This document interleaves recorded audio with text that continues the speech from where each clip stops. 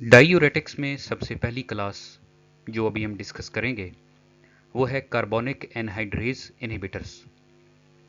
इस क्लास में जो प्रोटोटाइप ड्रग हम फोकस करेंगे वो है एसिटाजोलामाइड।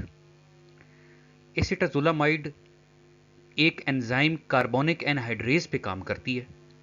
ये एंजाइम नेफ्रॉन के अंदर प्रॉक्सिमल ट्यूब्यूल्स की जो एपिथेलियम होती है उसमें मौजूद होता है, जिससे इंक्रीज जिसका जिसका काम ये है कि वो यूरिन वॉल्यूम को इंक्रीज करता है।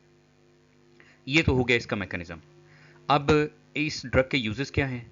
इसके यूजेस इसके डायूरेटिक इफेक्ट की बजाय आपके आपकी जो आइज़ हैं उसके ऊपर ज़्यादा ये काम करती है। तो ये काला मोतिया जिसको ग्लाकोमा कहा जाता है उसमें इंट्रा ऑक्यूलर प्रेशर को कम करने के लिए ये दवा इस्तेमाल होती है। ये इसका डिफरेंट यूज़ है। एज अ डायूरेटिक इसका ये यूज़ नहीं है, ये इसका डिफरेंट यूज़ है। उसके अलावा ये माउंटेन सिकनेस में प्रोफाइलैक्टिकली इस्तेमाल होती है, यानी कि माउंटेन सिकनेस जो पहाड़ पे चढ़ने की जो बीमारी है वो उससे बचाती है। ये इसको मुंह के ज़रिए दिया जा सकता है और ये प्रॉक्सिमल ट्यूब्यूल्स के ज़रिए सक्रीट हो जाती है। इसके जो मुज़र असरात हैं उसमें है पोटाशियम डिप्लीशन, यानी कि पोटाशियम का कम हो जाना और गुर्दे में पथरियां बना देना।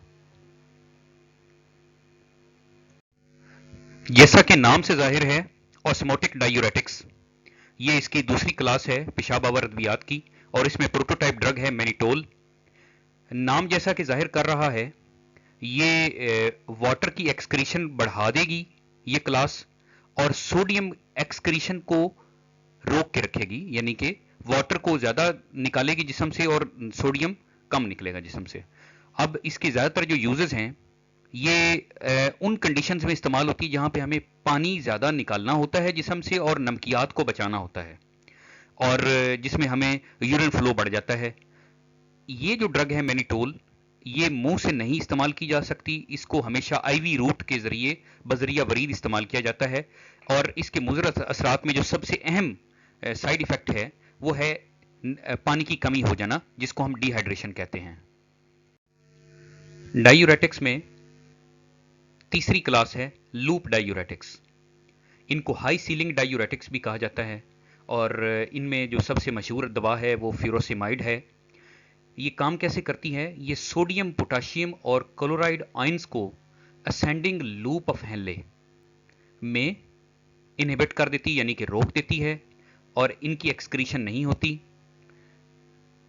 लूप ऑफ हेनले दो तरह के होते हैं, एक डिसेंडिंग लूप ऑफ हेनले होता है जो नीचे की तरफ आ रहा होता है, और एक ऊपर की तरफ जा रहा होता है उसके बाद, जिसको असेंडिंग लूप ऑफ हेनले कहते हैं। तो ये असेंडिंग लूप ऑफ हेनले में काम करती हैं ये क्लास ऑफ ड्रग्स।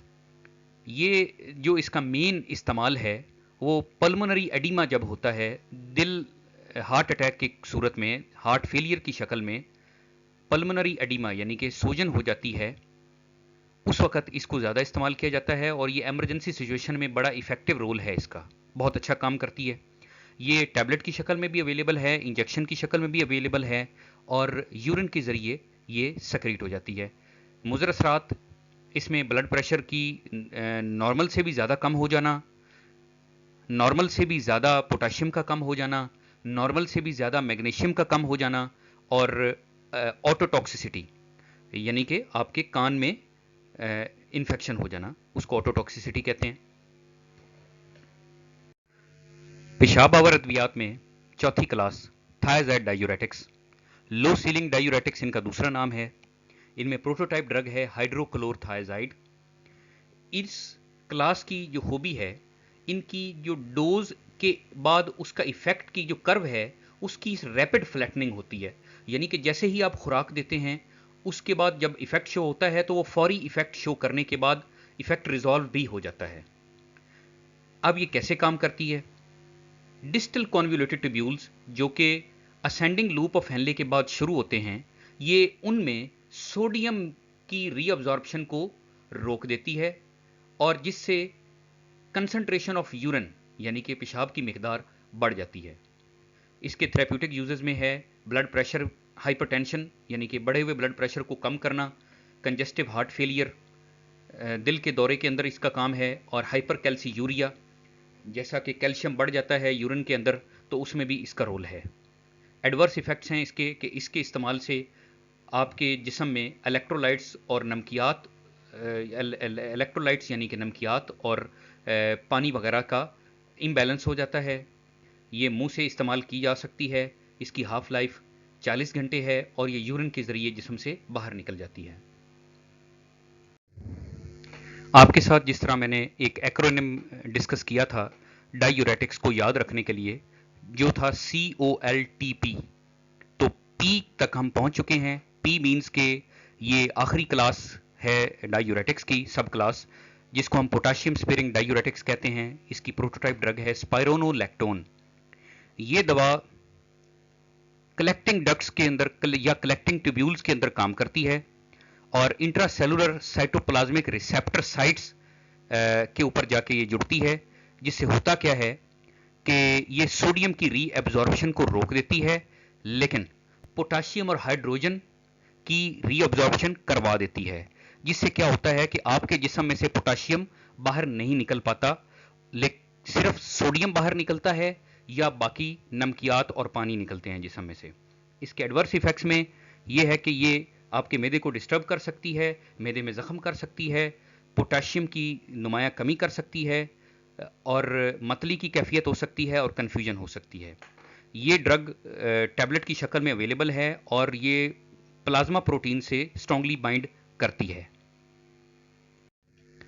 जैसा कि मेरे लेक्चर्स की एक रिवायत है कि मैं किसी भी टॉपिक को डिस्कस करते वक्त उसके आखिर पे उस क्लास ऑफ ड्रग्स की सारी सब क्लासेस को और उनके रेलेवेंट ब्रांड्स को एक टेबल की शक्ल में डिस्कस करता हूं। तो डायूरेटिक्स के केस में भी ये आपके सामने हाजिर है। तो अभी हम बात कर रहे थे पहले कार्बोनिक एनहाइड्रेज इनहिबिटर्स की। इसमें प्रोटोटाइप ड्रग हमने एसिटाजोलामाइड पढ़ी।